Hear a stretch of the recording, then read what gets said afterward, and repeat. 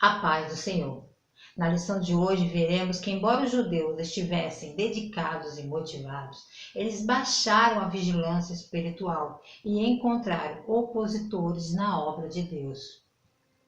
Bem-vindo ao Resumo EBD. Para você que é novo por aqui, eu sou a diaconisa Tânia Anjo, professora de Escola Bíblica Dominical.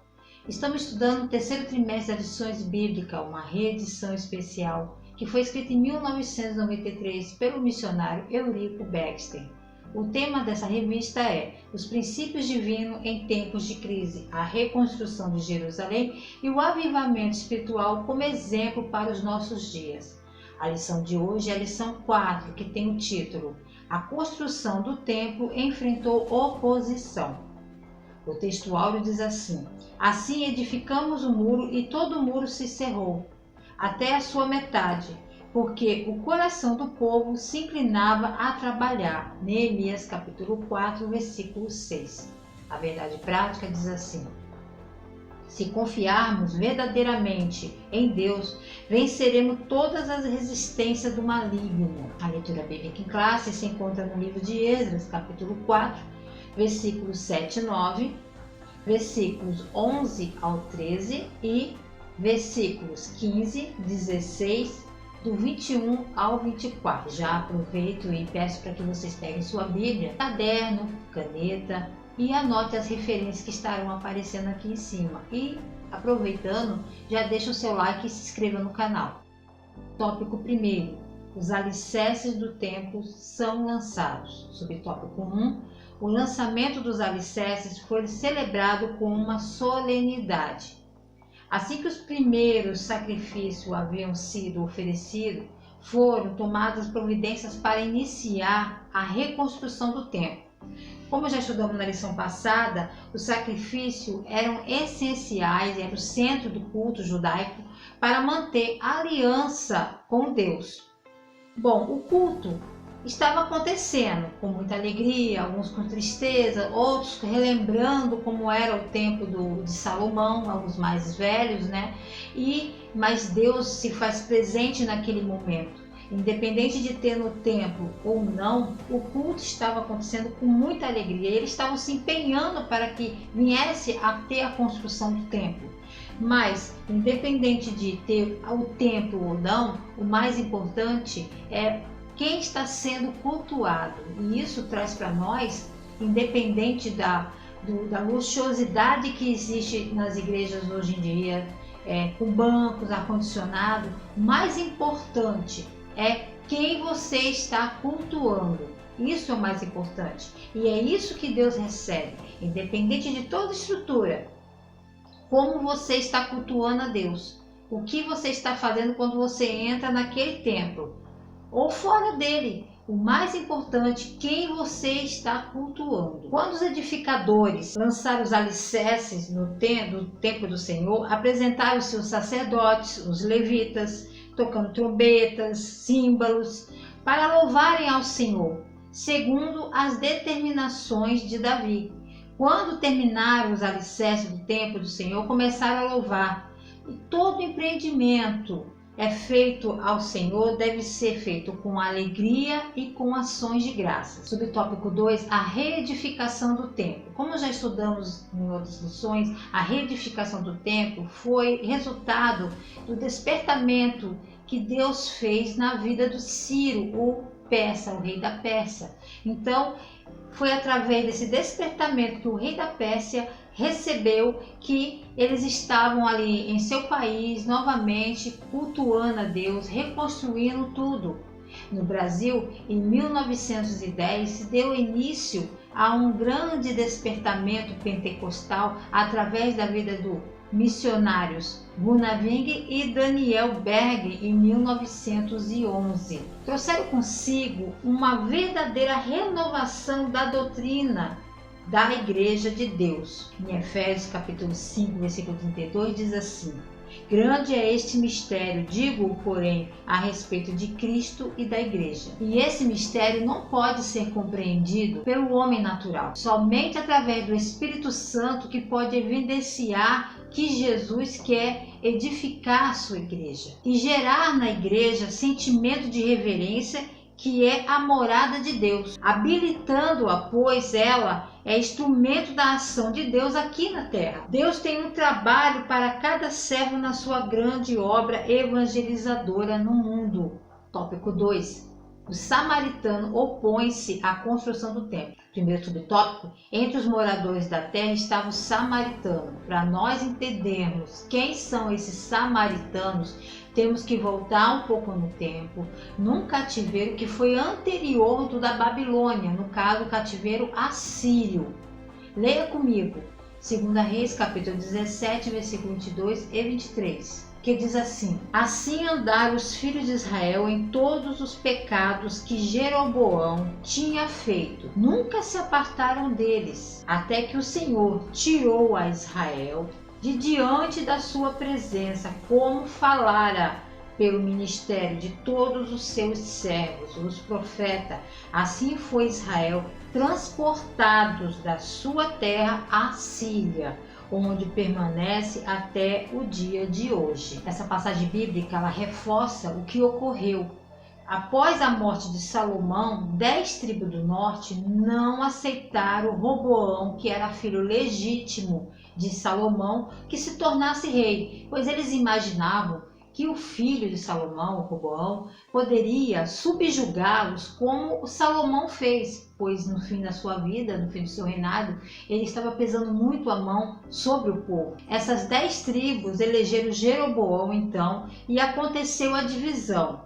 Roboão, filho de Salomão, fica reinando sobre 2 tribos, Judá e Benjamim, que passou a se chamar Reino de Judá, e também a tribo dos sacerdotes levitas, lembrando que os levitas eles eram o único que poderiam atuar no templo, e o templo estava em Jerusalém, do lado de Judá, sendo que os levitas não tinham propriedades, não tinham terras. Na divisão das terras, os levitas não tiveram herança, lembram?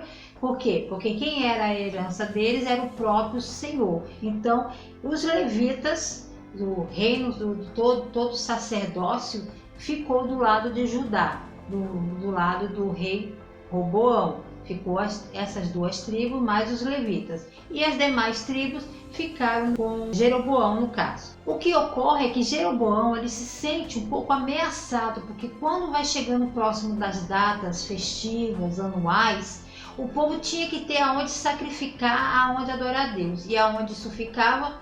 Onde estava a tribo lá de Judá, onde estava Roboão. Ele, com medo que o povo acabasse indo para lá e ficasse por lá, ele proíbe que o povo desça até Jerusalém. Ele manda construir 2 templos dentro ali daquelas cidades, e nesses templos ele mandou construir bezerros de ouro. Então existia 2 templos e cada templo 2 bezerros de ouro. Havia bezerro de ouro onde o povo começa a fazer aquele secretismo religioso, porque anteriormente Jeroboão ele fugiu para o Egito, e quando ele retorna com todo aquele misticismo e começa a introduzir isso no povo ali naquele lugar. O povo de Israel teve 19 reis, todos ímpios. E nesse período que teve esses 19 reis, Deus sempre levantou profetas para advertir o povo. Quem são eles? Foram 4: Elias, Eliseu, Amós e Oséias. Deus enviou os 4 profetas para advertir o povo de Israel. Como não houve resultado, foi quando começa o cativeiro assírio, e aí isso acontece em 734 a.C., onde o reino começou a ser levado aos poucos cativo para a Síria. Nessa ocasião foram levados parte do norte e parte do leste. O cativeiro assírio foi um dos piores, por quê? Porque eles perderam a sua identidade, porque era do costume deles misturar o povo. Eles traziam os povos da Síria para viver ali, onde eram as 10 tribos, e das 3 tribos levava para a Síria. Então houve essa mistura, então eles perderam a língua, a cultura, tudo, porque houve essa mistura. E é conhecido como cativeiro galileu, porque em 722 a.C. é quando eles subjugam totalmente, os assírios subjugam totalmente o restante do povo das 10 tribos que restaram. Com essa mistura é quando surge o samaritano, que tanto nós conhecemos, né? O samaritano surge dessa mistura e aos olhos do povo de Judá se torna um povo que poderia contaminá-los, imundos. Então é dessa mistura surge aí o samaritano e essa mistura mista de religião. Sendo assim, embora o povo de Judá havia retornado pouco tempo para sua cidade natal, havia muita hostilidade, tanto não só dos povos da mistura do que seria o samaritano, como também dos assírios que se misturaram ali.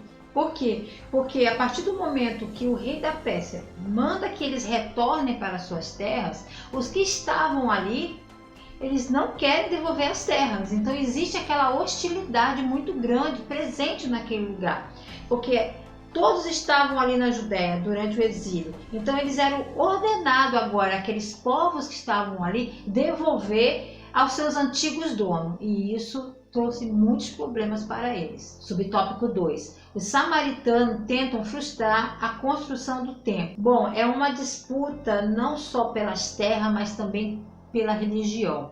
Então o que acontece? Os samaritanos, eles se oferecem para ajudar. Assim que eles ficam sabendo que lançaram os alicerces do templo, começaram, isso já há 2 anos que eles estavam ali, eles tinham mandado buscar materiais de outros lugares para começar a construir o templo do Senhor.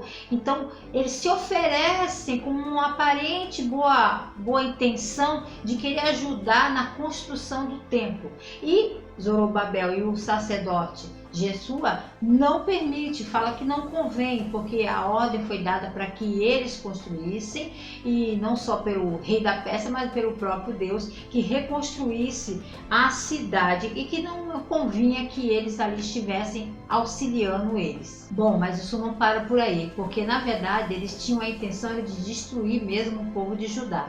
Então eles arquitetam um novo plano, que é com palavras. Isso acontece na vida de todos que estão fazendo a obra do Senhor. Eles começam, você lê isso no versículo 4 do capítulo 4 de Êxodo, eles começam a provocar, a dar palavras de desânimo nos trabalhadores. Eles começam a falar coisas que começam a desanimar, para tentar desanimar o povo que estava ali construindo.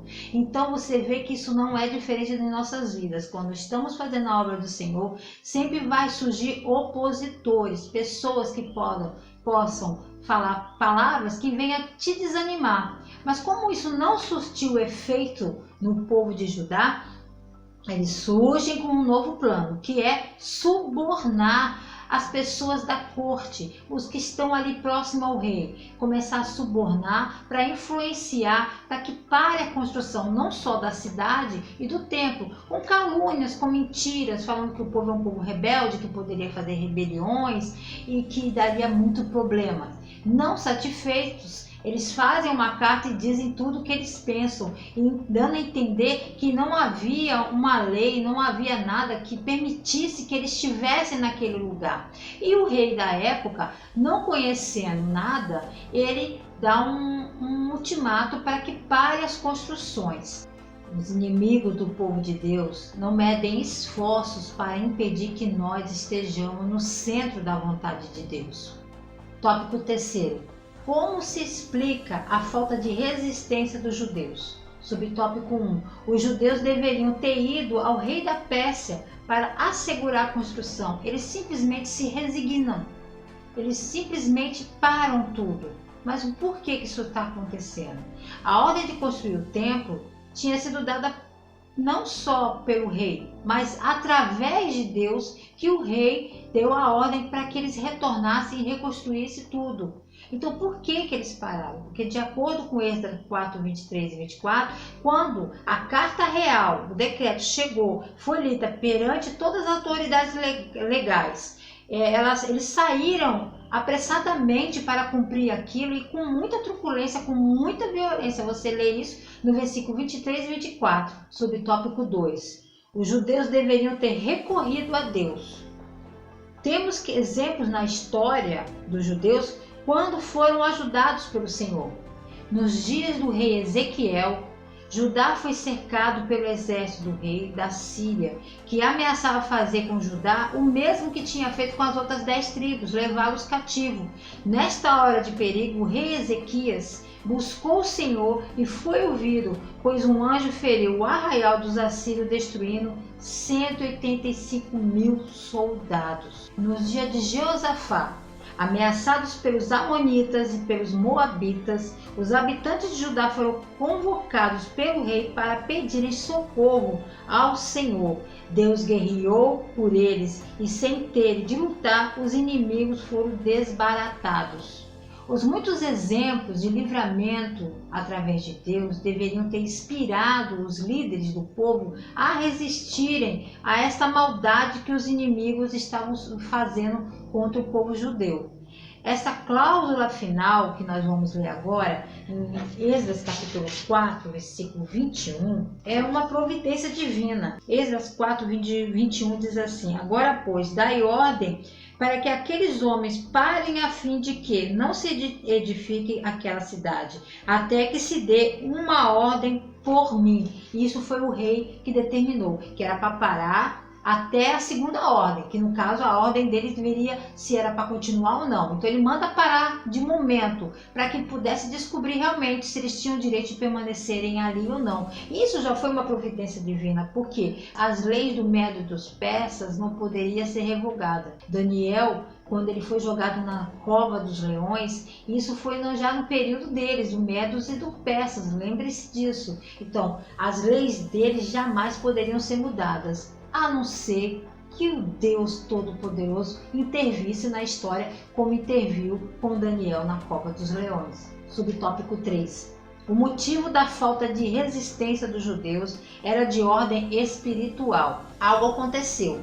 Por que eles não resistiram? Se você está com a certeza que aquilo é para você fazer e que Deus determinou que você fizesse, o que é que faz você parar? No caso deles, Zorobabel, o chefe político do povo judeu, até então tinha confiado na sua própria força. Quando suas próprias forças se esgotaram, não teve mais força para resistir, sentindo-se intensamente desanimado diante do inimigo. E esse é um grande perigo de muitos quando vão fazer algo por suas próprias forças. Tudo que temos que fazer tem que ser através do Espírito Santo nos guiando, nos orientando. Se você não coloca Deus na frente, você sozinho você não consegue. Então tudo que ele tinha feito até aquele momento foi com suas próprias forças. E quando veio a opressão, ele se sentiu desanimado. Josué, o sumo sacerdote, o líder religioso do povo, ele estava com as suas vestes manchadas. Esse fato tirou dele toda a autoridade espiritual. Diante do problema causado pelos inimigos, ele não tinha fé para buscar a ajuda de Deus, do Todo-Poderoso, uma vez que o mistério da fé é guardado em uma consciência pura. Vemos aí que quando uma liderança está em pecado, está em falha, não é só ele que perde aquela batalha, mas todos que estão na sua liderança. Isso é muito sério. Temos que ter cuidado nas escolhas das pessoas. As pessoas não são perfeitas, elas são falhas, mas as pessoas também têm que aprender a confessar seus pecados. Porque se a sua consciência não estiver pura diante de Deus, o inimigo vai te subjugar. Tópico 4. A reação dos samaritanos quando os judeus cessaram a obra. Subtópico 1. A tristeza dos judeus. Os inimigos do povo de Deus perceberam quão ameaçador é um povo que serve ao Senhor, com a inteireza de coração. O povo judeu tinha se unido em um só propósito. E é nesse momento que muitos se questionaram onde está Deus.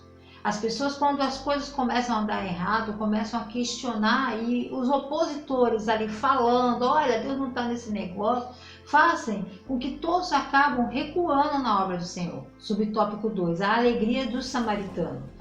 Os inimigos dos judeus se alegraram, pois parecia que conseguiram alcançar os seus objetivos. Mas a alegria dos ímpios é de pouca duração. Assim foi com os filisteus. Ao prenderem Sansão, terminou em uma tragédia. A alegria dos sacerdotes, que alugaram Judas para trair Jesus foi de curta duração. Com a ressurreição de Jesus, seus problemas se agravaram. Subtópico 3. O desânimo dos judeus. Alguns conformaram-se, pensando que talvez ainda não era o tempo, a vontade de Deus de construir o templo. A Bíblia diz que agindo eu, quem impedirá? Portanto, toda a força do inferno não pode arruinar o que o Senhor planejou. Outros aproveitaram a interrupção da obra para dedicar-se às suas próprias casas. Outros chegaram a faltar com as suas obrigações espirituais, deixando de contribuir à casa de Deus. Talvez alguns judeus sinceros estivessem tristes, buscando a Deus em oração, pedindo a solução para que as dificuldades cessassem, de modo que o templo pudesse ser novamente reconstruído. Na lição de hoje, podemos tirar aplicações para nossas vidas. Todas as vezes que nós nos posicionamos para fazer a obra de Deus, o inimigo tentará frustrar seus planos e projetos. Não se pode parar aquilo que Deus está conduzindo. Seu chamado é seu chamado. Não queira passar para o outro. Nós nos construímos para Deus. Estamos em construção e sempre haverá oposição. Ofereçamos sempre a Deus ações de graça. Não espere as bênçãos chegarem para você ser uma pessoa grata a Deus. Não viva preso ao passado. Olhe sempre para frente. Não espere condições ideais para fazer a obra do Senhor. Comece com o que tem em suas mãos. O momento é agora e a hora é já. Espero que o Senhor fale mais ao seu coração através dessa lição. E não deixe de curtir, de comentar, compartilhar, se inscreva no canal, nos ajude a fazer com que esse canal cresça. E lembre-se, Deus está sempre no controle.